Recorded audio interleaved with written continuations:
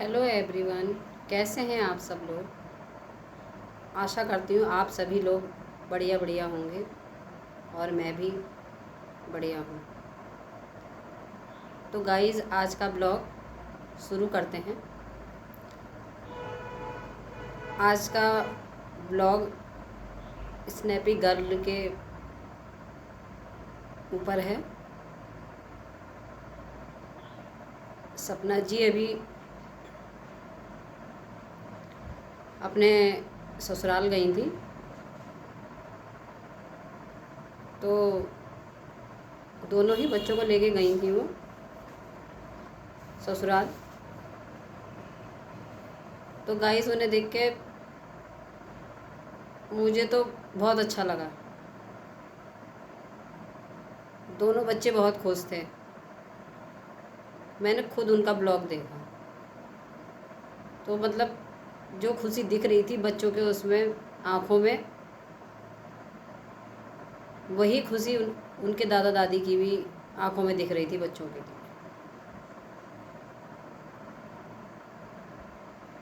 सपना से थोड़े नाराज़ थे वो, और अभी नाराज़गी रहेगी भी। पीछे बहुत ज़्यादा उनमें मतभेद रहे हैं, तो वो तो नाराज़गी धीरे धीरे जाएगी। देखो, हर चीज़ को समय लगता है ठीक होने में, और वक्त के साथ चीज़ें धीरे धीरे फिर ठीक होने लगती हैं।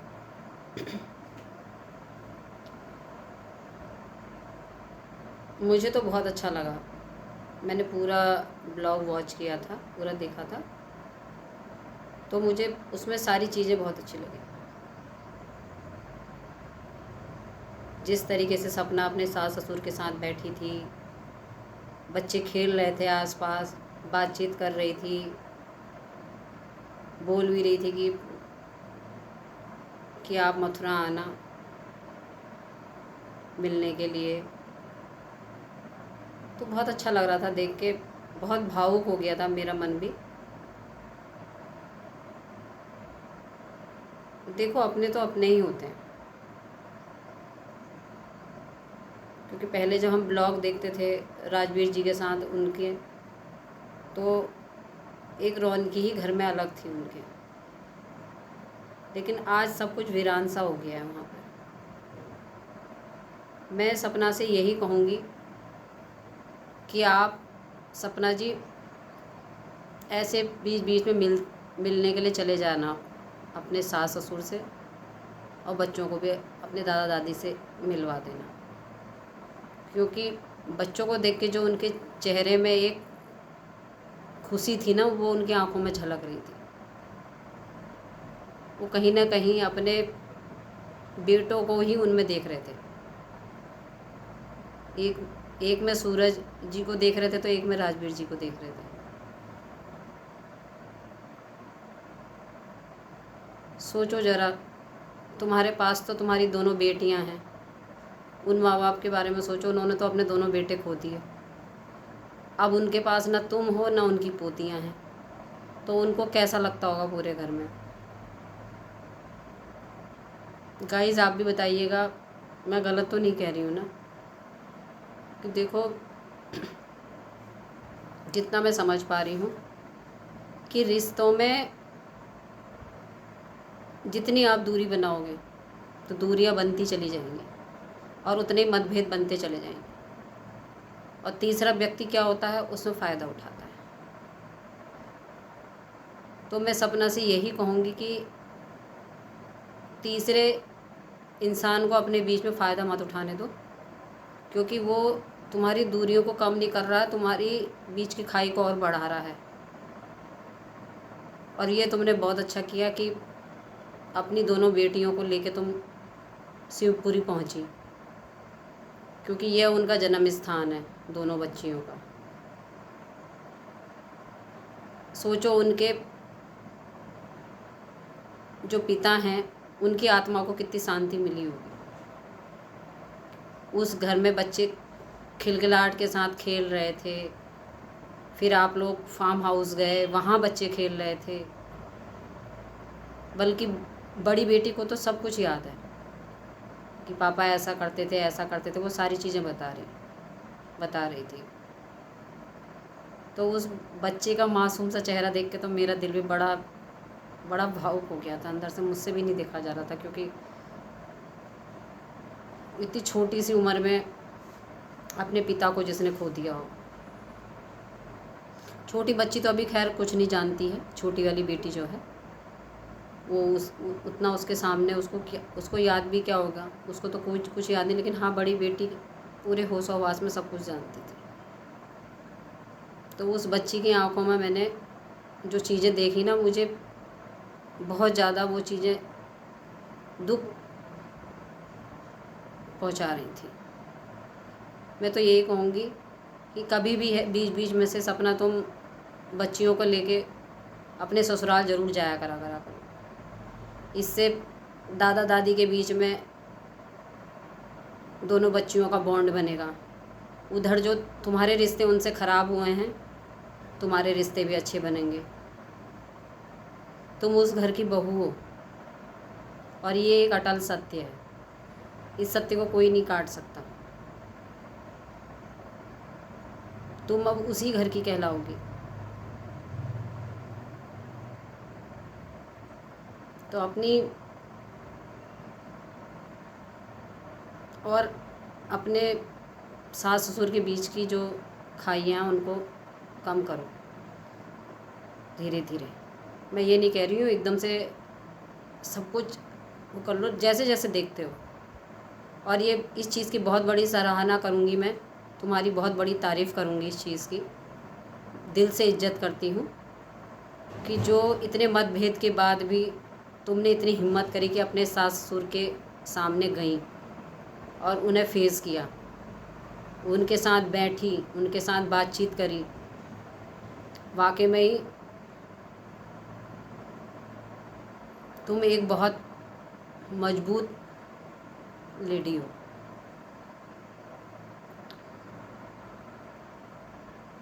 बस यही चाहूँगी कि जल्दी से इन चीज़ों को आप ठीक करो।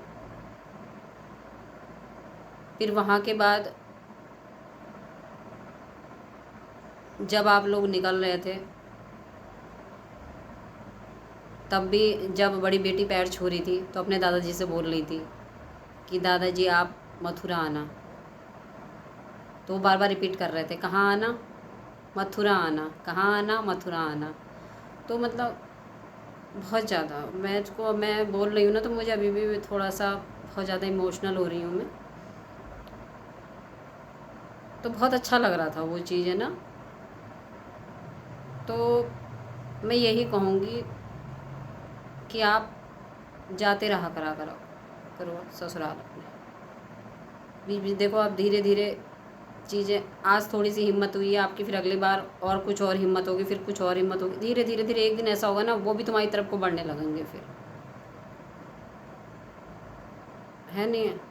तो इस चीज़ को मैं यही सोच के बोल रही हूँ कि और तुम बहुत समझदार हो, जितने मैंने अभी तक देखा है।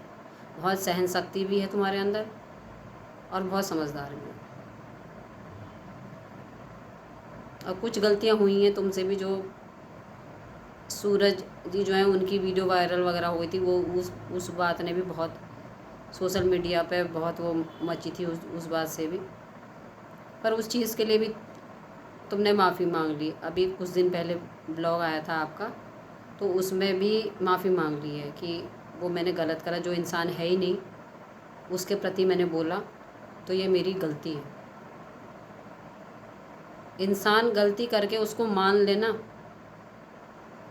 तो हम क्या, ऊपर वाला भी माफ़ कर देता उस चीज़ के लिए।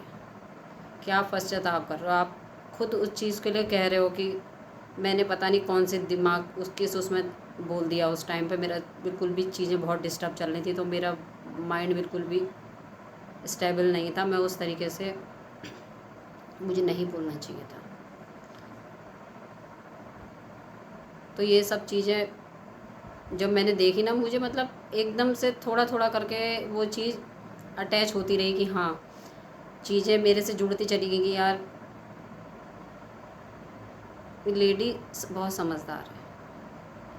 तो आप इसी तरीके से रहो और खुश रहो। देखो, जाने वाला तो चला गया, लेकिन देखो पीछे से बहुत बड़ी जिम्मेदारी छोड़ के गया है तुम्हारे ऊपर। दोनों बच्चियां हैं प्लस उनके माँ बाप हैं, वो भी तुम्हारी जिम्मेदारी है सपना, उनका भी कोई नहीं है।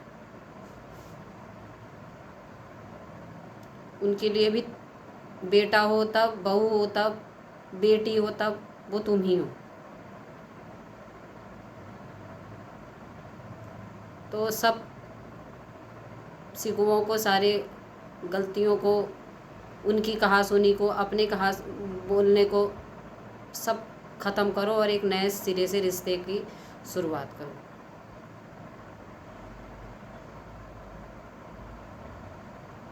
फिर आप लोग फार्म हाउस के लिए निकल गए हो, उसके बाद फिर फार्म हाउस जाके फिर वही सारी चीज़ें, किस तरीके से वो सारी पुरानी यादें थी उसमें, किस तरीके से राजवीर वो आलूओं को निकाल रहे थे, वो हंसी मजाक चल रही थी, अंशु भी थी वहाँ पे और वो ब्लॉगिंग कर रही थी शायद उस टाइम पे, तो वो बोल रही थी, मैं जितनी है उसकी आवाज़ को पहचान रही हूँ थोड़ा थोड़ा, अब वही मैं क्लियर नहीं कह सकती कौन था वो। तो वो सारी हंसी मजाक आप लोगों की चल रही है, एक जगह आपके सास ससुर भी बैठे हैं, सास बैठी हुई हैं, वहाँ पर हंसी मजाक चल रही है। वो झाड़ वाला जो झोपड़ी है उसमें खिड़की खोल रहे हो, बंद कर रहे हो, वो सारी चीज़ें, सारे मोमेंट, पुरानी यादें आपकी ताज़ा हो गई। तो उस चीज़ को याद करते करते ऐसा लग रहा कि तुम पुरानी यादों में खो गई हो बिल्कुल, वो साफ चेहरे पे दिख रहा था तुम्हारे।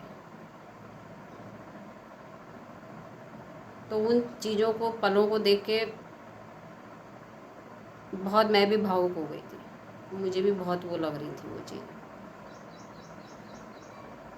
बच्चे खेल कूद रहे थे, सब जगह घूम रहे थे, आरोही बड़ी बेटी जो है वो सारी चीज़ें बता रही थी कि पापा ऐसे करते थे, पापा यहाँ थे, मुझे सब कुछ याद है।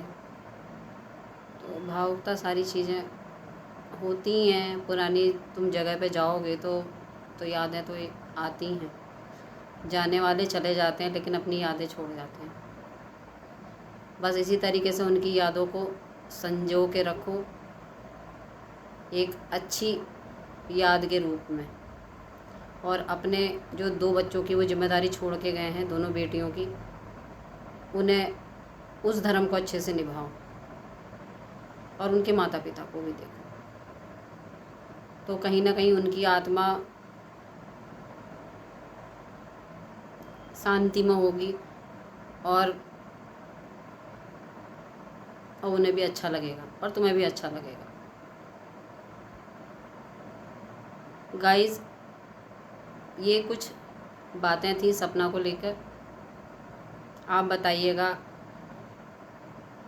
और कमेंट में कमेंट करिएगा, कमेंट सेक्शन में अपने विचार आप भी रखिएगा कि अब सब कुछ सपना को ठीक कर लेना चाहिए धीरे धीरे। आप इस बारे में क्या सोचते हो? वो चाहे सास ससुर की देखभाल के प्रति है या बच्चों की आगे की लाइफ के बारे में है। गाइस, इसी ब्लॉग के साथ में इस ब्लॉग का एंड करती हूँ। प्लीज़ ब्लॉग पूरा देखिएगा। Thank you so much.